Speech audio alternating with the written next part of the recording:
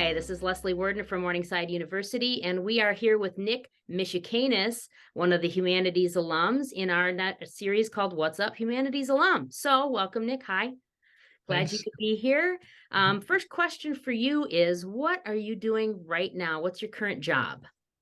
So right now, I am actually a German Chancellor's Fellow in Germany, working on my dissertation. So what that is every year there's about 50 students who are selected based on their research, based on their proposals, to come at the request of the German Chancellor and do their research and then present it at the end of the year. And I was lucky enough to be picked. That is amazing. How did you get to there? What was your path from being at Morningside and then heading Mhm. off to this graduate fellowship program? Sure. So I started off with Morningside, always with kind of a history background that was always of interest to me, and actually went to Boston College to do my master's. And I actually did my master's in modern Middle Eastern history and kind of studying energy politics, how that plays out. And then went to the University of Maryland in College Park to do my PhD program. And so now I'm in Germany. My dissertation is looking at the question of German nuclear energy, why the Germans decided against this, and what is the role of citizens in terms of pushing back against the government, in terms of saying we're not comfortable with something and engaging in kind of complex debates.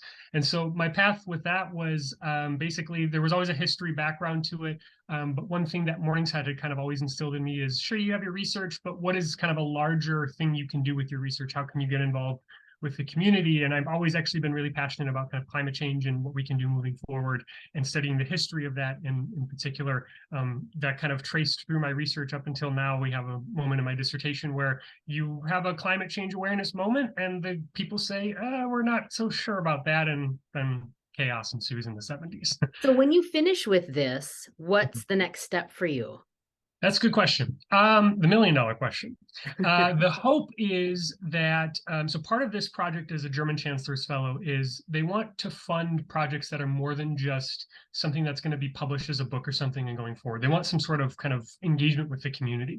And so in addition to what I'm studying, I'm actually also studying how German institutions engage with the public and teach things through non-traditional academic means. And there's a lot of funding that goes into that in Germany, because the hope is that not everybody's going to be able to make it to university, or university is not the correct path for everybody, but how do you engage with people in that way? And one of the things that's become very popular is, well, two things. First, engaging in museums and encouraging people to come to museums, give feedback, create exhibitions that are appealing to the public, but then also recognizing that technology and the mediums we use change to communicate with people. And so one of the main things that's developing is podcasting, and trying to get academics involved in podcasting and being able to put their teachings, their lessons, their findings out on to a larger platform for people to engage with. And so my hope actually is to go into academia. But that's after this experience, I'm also open to kind of exploring different means, whether that's going into public history and working in museums, or whether that's also kind of giving back and going to work with the government as kind of a government historian or educator. So at the core, what I would like to do is education.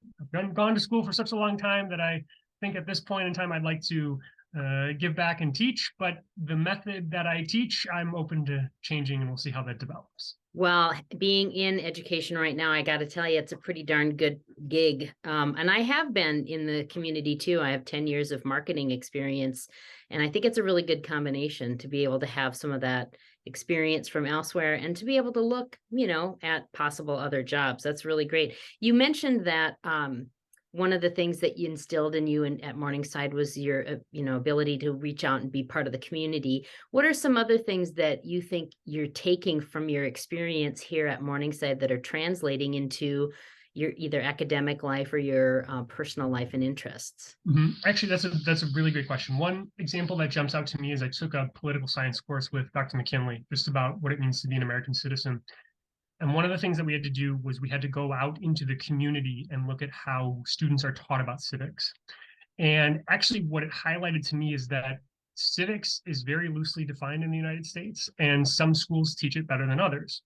And there's a whole lot of variables that come into play, but one of my experiences was seeing how underfunded schools try to deal with this issue. And actually that kind of instilled a passion in me to be involved in educational debates. And so now I actually serve as a volunteer on in the town that I'm in Hyattsville, Maryland, on their educational advisory committee. So what should be taught? What are the things that should be funded in schools and stuff like that? And so I would say that that is one element that has the real world application and seeing this as just part of a class has been something that's influenced me. And now I actually get to see these policies debated, put into action. What grants should we fund? What teachers should we provide, trips to and things like that. That's fantastic. So, Morningside students typically have a lot of things going on outside of the classroom too, co-curricular, et cetera. What's one of your favorite memories from being at Morningside? One of my favorite memories from Morningside is it comes with kind of the caveat or the lesson of be brave and don't be afraid to ask. Now, when I was at Morningside, the previous president there, President John Reinders, had this open door policy. And I remember my sophomore year, I decided I'm just going to go take him up on it. I'm just going to go to his office, go to his open office and say, I'd like to chat with you about some stuff. And I was really nervous because I was like, who am I to go talk with this college president? And so I got the courage. I went in and I said what I wanted to say, which was I would like to chat with you and kind of express my thoughts on a few things. And he said, I like you. I like that you just came and you went forward. And so that actually kind of created the beginning of for kind of the remaining 3 years I was at Morningside, this regular, I would meet with the president every couple of weeks and just kind of talk with him about whether it was politics, whether it was stuff on campus, all kinds of stuff. And that just kind of came with the lesson and he kind of reinforced it, which was don't be afraid to ask. The worst thing that can happen is they say no. And if you have a kind of creative or open mind to these things in terms of what you would like to see change and you want to kickstart it, don't be afraid to ask and see what happens.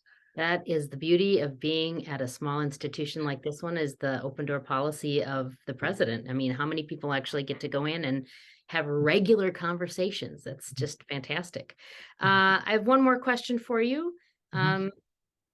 If you were to talk to someone about the humanities and why study the humanities, what would you say to them? I would say that the humanities is really important for two reasons. And this is based on my experience. The first thing that kind of studying the humanities taught me at Morningside was basically to be comfortable wrestling with ideas. All too often when we're taught things, we're kind of taught the ideal or we're taught how something should be.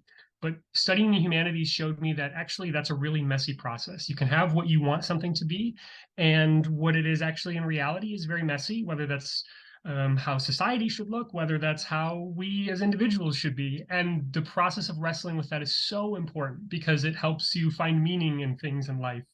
And so being okay with being uncomfortable and wrestling with new ideas was something that I really cherished from my time at Morningside.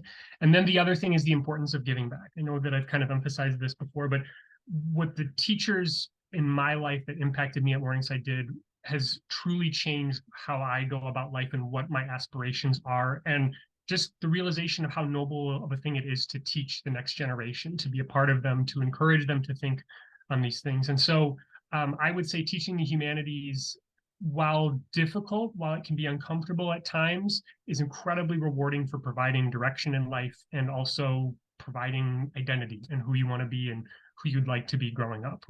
Absolutely. And I think something that our professors here at Morningside do is encourage that opportunity to speak your voice and listen to different viewpoints than your own. And I mean, if we don't hear the other viewpoints, you're just stuck in a silo, right? So things you agree with, things you disagree with, I think it's really beneficial. So thank you. That's really great advice. I appreciate it. Nick, thank you for joining us. Good luck finishing up your fellowship and keep us posted with what you end up doing along your path. And if anybody has questions about what to do or how to get involved with Morningside, or if you want to apply, just go to morningside.edu and look around that web, reach out to me if you like, and we'll take it from there. Thank you so much. Thank you.